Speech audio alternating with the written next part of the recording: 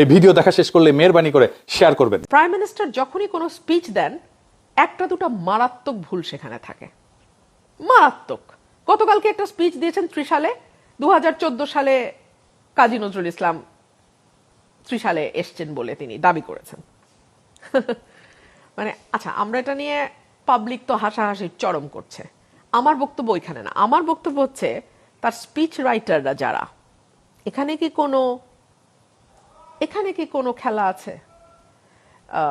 ওনার ব্যাপারে খুবই মুশকিল, এরকম মিস্টেক তো হওয়ার কথা না। এবং রিপিটেডলি কুমিল্লায় গিয়ে উনি ভিজিট করেন, উনি গিয়ে দিনাজপুরে আম আনেন। একটা বড় মিস্টেক হয়েছে, বাংলা ভাষা নিয়ে পতাকা তুলে দিয়েছেন, মার্কা তুলে দিয়েছেন। আপনি কিভাবে হয় আমাকে বলেন, আরেক মানে এখন যেগুলো বলতে হবে এগুলো বলার পরে আমি আবার মানে জেলের বাইরে থাকতে পারবো কিনা সেটাও তো জানি না।